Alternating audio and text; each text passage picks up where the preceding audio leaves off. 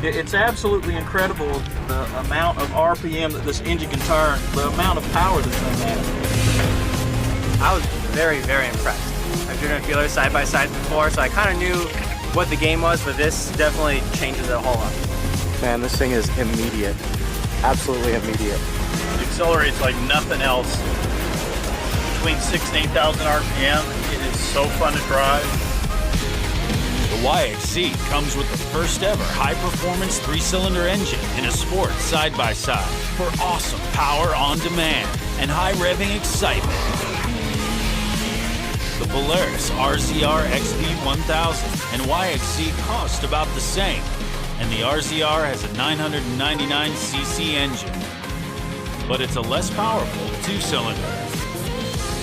When UTV Action did their own shootout with the YXZ and the RZR 1000 XP and the Can-Am Maverick 1000, the YXZ was the clear winner for engine performance, not just because of its engine. The YXZ's power is delivered directly through the industry's first and only sequential shift 5-speed manual transmission in a sport side-by-side. And whether it's clutch pedal or paddle shifting, they both operate up to 15% more efficiently than a rubber belt-driven CVT transmission. As UTV Action noted when they said, the Yamaha is more potent and responsive to the throttle because of the lack of CVT inefficiency.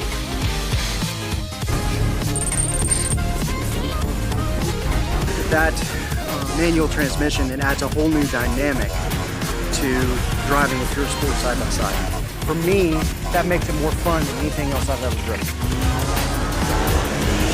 It was so much fun to drive. It was actually so easy to shift and just real fun to have that kind of control of the vehicle. Shifting was huge, especially when you go around a corner, downshifting, just hammering the gas. It was super awesome.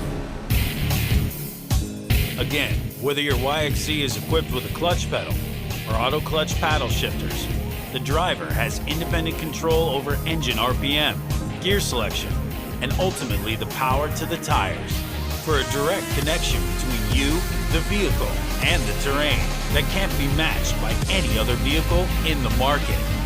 The Sport Shift model also introduces several new transmission technologies, many of which have never been seen in a sport side-by-side. Like automatic downshift, a feature that returns the transmission to first gear if the vehicle comes to a stop without downshifting via the paddles, making it that much more easy to operate.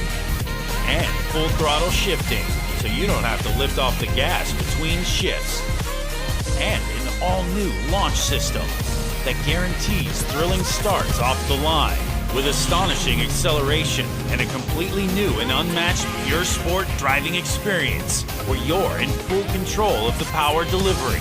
Both YXZs feature natural engine braking entering a turn, then plenty of power and torque coming out, blasting through twisty trails, both uphill and down, with the ability to use the full RPM range for a unique and exciting driving character.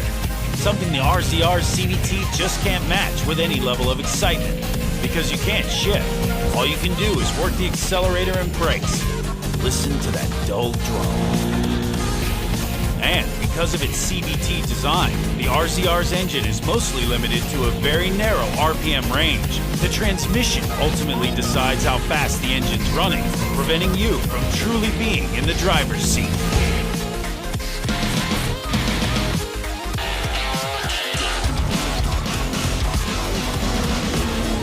On loose or slippery descents, the YXZ's manual transmission also gives you natural engine braking.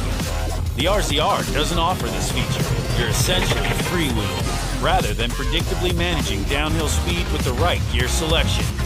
And if that's not enough, the RZR's CVT system's design allows the belt to slip at idle, and also generates tremendous heat when driven aggressively. That's why CVT belts remain a costly problem for Polaris owners. In the end, both machines are powerful, but whether you choose the clutch pedal or paddle shifter, the YXZ lets you harness that power in a much more exciting way.